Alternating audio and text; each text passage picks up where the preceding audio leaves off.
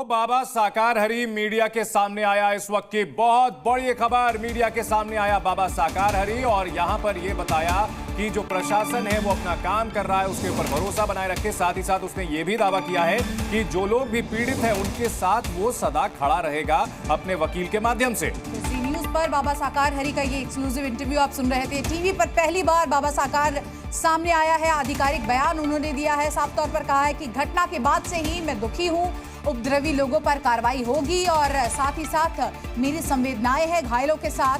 बाबा साकार हरी को जी न्यूज पर आपने सुना पहली बार हादसे के बाद। जी न्यूज ने आपको कल ही बताया था कि वो अपने मैनपुरी के आश्रम में है, क्योंकि उसके आश्रम के बाहर सुरक्षा के कड़े इंतजाम किए गए थे। और इन सब के बीच आज मीडिया के सामने आकर के सूरजपाल उर्फ साकार हरी ने अपना पक्ष रखा है और पहली बार ये कहा है कि इस हादसे से दुखी हूं और इस घटना को लेकर के जो उपद्रवी हैं, जिन लोगों ने वहां पर उपद्रव किया था जिस वजह से यह हादसा हुआ, उनके खिलाफ कड़ी कार्रवाई होगी। प्रशासन से ये पूरी उम्मीद है। साथ ही साथ ये भी उसने दावा किया है कि जो लोग पीड़ित हैं, जो लोग इस हादसे में मारे गए हैं, उनके परिजनों के साथ वो खड़ा रहेगा, उनकी मदद करता रहेगा। इस तरह के दावे भी उसने किए हैं। इस वक्त की बड़ी खबर जी न्यूज पर आप नारायण साकार हर की संपूर्ण ब्रह्मांड में सदा सदा के लिए जय जयकार। हम 2 जुलाई की घटना के बाद बहुत ही व्यथित हैं। प्रभु हमें बस संगत को इस दुख की घड़ी से उबरने की शक्ति दें।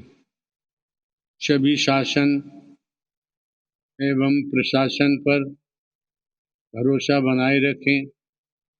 हमें विश्वास है जो भी उपद्रवकारी हैं वो बख्शे नहीं जाएंगे। हमने अपने वकील डॉक्टर AP सिंह जी के माध्यम से कमेटी के महापुरुषों से ये प्रार्थना की है कि दिवंगत आत्माओं के परिजनों एवं इलाजरत घायलों के साथ जीवन पर्यंत तन धन से खड़े रहने का आग्रह किया है, जिसको सभी ने माना भी है। सभी इस जिम्मेदारी को निभा भी रहे हैं। सभी महामंत्र का सहारा न छोड़ें। वर्तमान समय में वही माध्यम है सभी को सद्मति और सद्बुद्धि प्राप्त होने की इच्छा रखते हैं। नारायण साकार हर की संपूर्ण ब्रह्मांड में सदा सदा के लिए जय जयकार। तो बाबा को आपने सुना। यहाँ पर आप देखिए किस तरह से टीवी पर पहली बार आकर अपना बड़ा बयान देते हुए मरने वालों के परिवारों के साथ हमेशा रहेंगे, दोषियों को बख्शा नहीं जाएगा और मेरी संवेदनाएं घायलों के साथ है। इसी के साथ साथ साफ तौर पर उन्होंने ये कहा कि उपद्रवियों को यहाँ बख्शा नहीं जाएगा। और जी न्यूज पर ये पहला आधिकारिक बयान हम आपको दिखा रहे हैं। तो साकार हरी जो खुद की जय बोलता है अपनी बात शुरू करने से पहले और खत्म करने के बाद खुद की जय बोलता है, अभी भी प्रवचन मोड में ही नजर आया। और यहां पर जैसे राष्ट्र के नाम संदेश पढ़ रहा हो कि उसे बहुत दुख है और प्रशासन इस मामले में कार्रवाई करेगा, उपद्रवियों के खिलाफ कार्रवाई की जाएगी, लेकिन कोई जिम्मेदारी उसने नहीं ली है। उसके सेवादारों पर जो गंभीर आरोप लगे हुए हैं उसको लेकर के कुछ भी नहीं कहा है। और एक चीज और जो उसने नहीं बोली है, 4 दिन से वो सामने क्यों नहीं आया था। उसके 123 भक्त जो उसी की चरण रज लेने के लिए गए थे और उनकी मौत हो गई थी, उनके बारे में कुछ भी नहीं बोला। और जी मीडिया संवाददाता राजू राज हमारे साथ जुड़ चुके हैं। राजू, बाबा साकार हरी सामने आया, अपना बयान दिया, क्या मैनपुरी वाले आश्रम से ही बयान दिया है और क्या कुछ जानकारी मिल रही है? बिल्कुल चंदन, बता देना चाहूंगा कि बाबा नारायण साकार हरी ने अभी अपना बयान मैनपुरी वाले आश्रम में ही दिया है, क्योंकि लगातार वो मैनपुरी वाले आश्रम में ही रह रहा था और अब जाके वो सामने आया। जब देव प्रकाश मधुकर की गिरफ्तारी हुई है और उनको इस बात की जानकारी थी कि देव प्रकाश मधुकर आयोजक था और मुख्य आरोपी बनाया गया था, और उसके बाद आज वो सामने आया है और बहुत कुछ ज्यादा इस पूरे मामले में नहीं बोल रहा है, लेकिन इतना जरूर बोल रहा है कि इस पूरे मामले में जिसका चर्चा लगातार इनके वकील एपी सिंह भी कर रहे थे कि असामाजिक तत्व घुस आए थे और कुछ ऐसे लोग आए। राजू, बड़ा सवाल ये उठता है कि बाबा, ये पाखंडी बाबा के एक बार फिर से पाखंड करते हुए मीडिया के सामने ये कह रहे हैं कि शासन और प्रशासन पर आप भरोसा बनाए रखिए, कार्रवाई होगी, लेकिन ये खुद कहां सहयोग कर पा रहे हैं? पहले दिन से ही फरार चल रहे हैं। लेकिन निश्चित तौर पर शिवांगी कि ये पहले दिन से ही फरार चल रहा है और लगातार हमने इनके तमाम जो करीबी हैं उनसे भी संपर्क करने की कोशिश की और पुलिस लगातार इनसे संपर्क करने की कोशिश की, लेकिन इतना ये जरूर था कि मैनपुरी के आश्रम ही छिपा हुआ है और उसके बाद बाबा अब सामने आया है, क्योंकि इसका जो एसोसिएट है वो देव प्रकाश मधुकर की गिरफ्तार हुआ है। तो बाबा के खिलाफ चूंकि FIR में नाम नहीं है, इसलिए अब बाबा सामने आया और बाबा कई ऐसे सवाल हैं जिसका जवाब पूरा देश जानना चाहती है। बाबा उनके जो समर्थक हैं वो जानना चाहते थे, लेकिन बाबा ने सिर्फ 3 सवालों का जवाब दिया है और उन सवालों में इस बात का जिक्र किया कि कानून पर, पुलिस पर भरोसा रखें कि जो भी असामाजिक तत्व है उनको बख्शा नहीं जाएगा और जो भी पीड़ित परिवार है उनकी मदद करेंगे।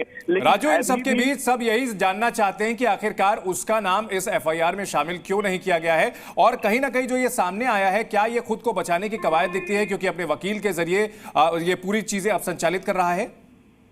निश्चित तौर पर चंदन, क्योंकि अपने वकील के जरिए ये जो कानून की लूपहोल्स हैं, जो कमियां हैं, उसका इस्तेमाल कर कहीं ना कहीं छुपता फिर रहा था। अगर शुरुआत में ही ये सामने आता तो इस बात का डर था कि पुलिस इसे गिरफ्तार कर लेगी और इसका भी नाम सामने आएगा, लेकिन उस डर से बाबा पहले सामने नहीं आया और अपने लॉयर के थ्रू, अपने लीगल टीम के जरिए पूरी तरीके से बात करने के बाद आश्वस्त हुआ कि अब चूंकि मुख्य आरोपी मधुकर को बनाया गया था, मधुकर गिरफ्तार कर लिया गया, इनके 6 और साथी गिरफ्तार किए गए।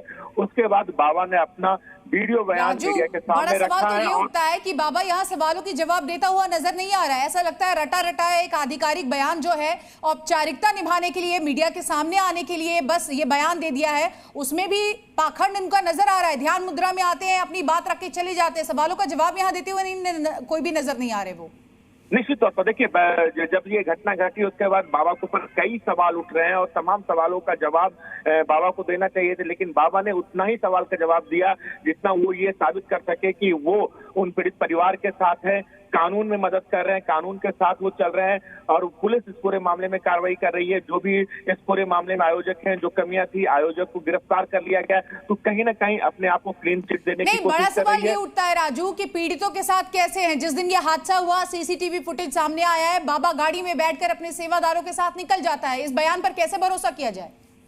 देखिए, निश्चित तौर पर इस बयान पर भरोसा नहीं किया जा सकता है। बाबा सिर्फ अपनी सफाई में 4 लाइन बोल के बाहर निकल जाते हैं, लेकिन सवाल इसी बात का है कि बाबा वहां भागने, तमाम जो पीड़ित परिवार है उनका साफ तौर पे कहना है कि अगर बाबा उनके परमात्मा है, भगवान है, तो उन्हें सामने आना चाहिए था, अस्पताल उन्हें आना चाहिए था, इस तरीके से छोड़ के नहीं जाना चाहिए था।